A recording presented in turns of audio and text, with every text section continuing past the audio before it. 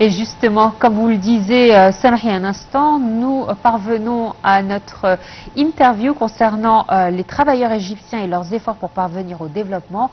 Et pour cela, nous avons le plaisir d'avoir par téléphone le Dr Raouf Ghafor, notre expert en économie. Bonjour.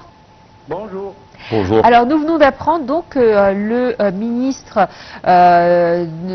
du Travail vient d'allouer un montant d'environ 300 millions de livres pour les travailleurs irréguliers. Alors s'assurer d'une entrée régulière à ces travailleurs irréguliers, c'est aussi s'assurer d'une économie stable pour le pays? Absolument. Nous devons admettre que les ressources humaines, à mon opinion, sont disons, la ressource la plus importante pour le développement. Bien que infrastructures, etc., sont des ressources importantes, mais le facteur humain, c'est vraiment le moteur du développement.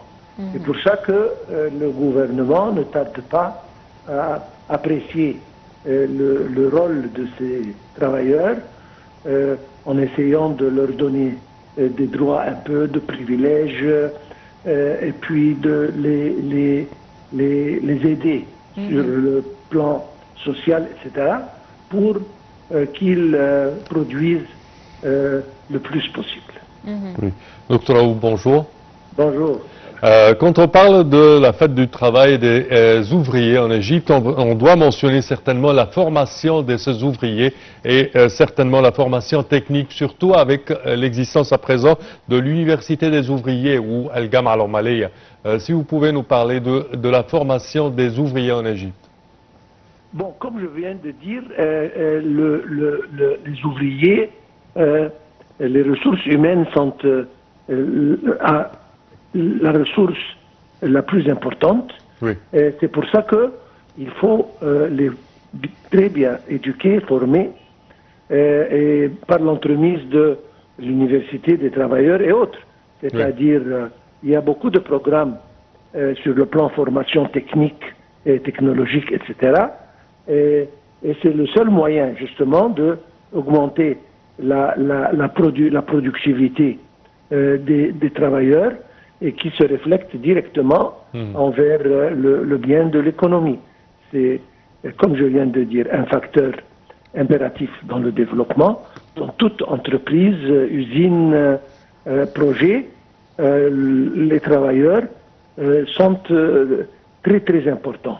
Alors il faut les former d'une manière professionnelle afin que leur données dans leur travail soit maximum et qu'il faut de l'autre côté, comme je venais de dire, sur le plan social et économique, il faut les satisfaire pour qu'ils n'aient pas d'autres soucis et qu'ils donnent leur concentration à leur travail. Alors, docteur Raouf, quels sont, juste pour rappel pour nos téléspectateurs, quels sont les métiers qui disposent de plus de travailleurs irréguliers? Quels sont les secteurs? Je pense que ce sont les secteurs agricoles, à mon opinion, et puis il y a beaucoup de petites entreprises qui demandent des travailleurs temporaires les travaux de la construction et du construction, oui, les travaux d'infrastructure en général. Ils demandent ce genre de travailleurs. Nous sommes un pays avec une population assez grande, donc il faut justement employer le plus possible. Si jamais on ne peut pas les employer indéfiniment, au moins on peut les employer de temps à autre. Et comme vous l'avez dit, le ministre non seulement les apprécie, les honore, mais encore il essaye de leur donner des incentives, etc. Si je peux me le permettre, ces secteurs donc, que vous avez mentionnés, donc le secteur agricole et de la construction, ce sont les secteurs qui sont le plus en demande actuellement à travers les différents projets nationaux qui sont en cours. Absolument, absolument, absolument. Quand on offre à un travailleur égyptien, un jeune homme égyptien, une jeune femme déjà, parce que on parle des deux sexes, c'est important parce que, encore une fois, ça empêche l'immigration clandestine qui peut faire causer beaucoup de problèmes aux jeunes gens et au pays. Donc, absolument, il faut donner cette opportunité d'emploi aux jeunes gens, même si c'est pour un certain temps, donc ça aide en tous les cas. Oui.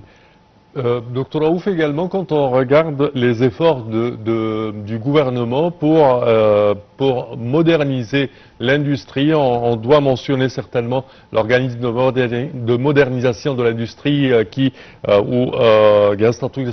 qui essaie le plus de qualifier les ouvriers pour être dans un standard international pour pouvoir travailler sur les lignes de production de différents produits.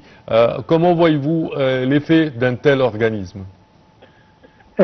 Maintenant, les technologies se développent très rapidement et il faut d'un côté développer notre propre technologie, mais si jamais on importe technologie de l'extérieur, il faut apprendre aux ouvriers, aux travailleurs, il faut les éduquer, il faut les former pour assimiler ce genre de technologie et savoir-faire.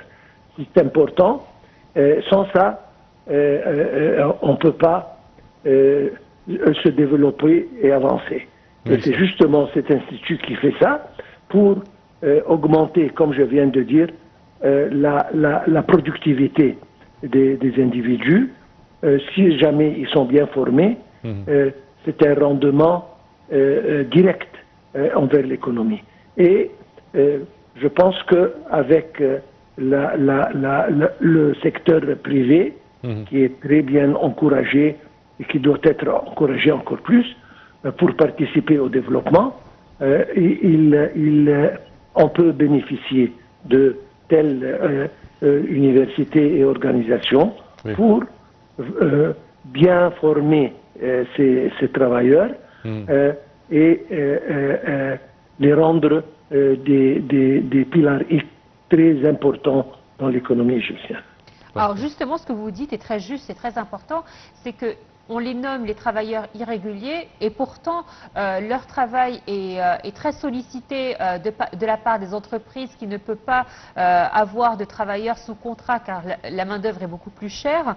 Mais en même temps, on devrait leur octroyer plus de droits au niveau notamment de la couverture sociale, la couverture médicale et aussi leur préparer à une formation. C'est-à-dire qu'autrefois, les travailleurs irréguliers généralement héritaient un petit peu le métier de leur père, que ce soit à la terre ou que ce soit dans la construction, dans le domaine du bâtiment, le peintre, le plombier, c'était des métiers qu'on apprenait à nos enfants. Aujourd'hui, c'est vrai que pour avoir une meilleure qualité, pour que la demande soit plus forte et aussi pour que le travail soit bien fait, il faut un minimum de formation aujourd'hui. Absolument. Et c'est bien entendu, si jamais ces travailleurs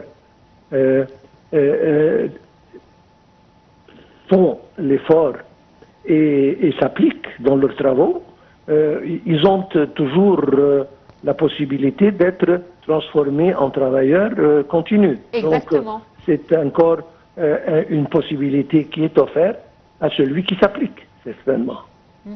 Et ouvrir ainsi plus d'opportunités de travail pour cette personne. Merci docteur Raouf d'avoir été des nôtres ce matin pour parler des travailleurs. Bonne fête à vous également en tant que travailleur égyptien. Bonne fête à vous et à tous nos téléspectateurs. Dis donc, je sens la fin de l'émission. Merci à vous de nous avoir suivis. Merci à toi Samar. Merci Noah. Merci chers téléspectateurs et bonne suite de programme.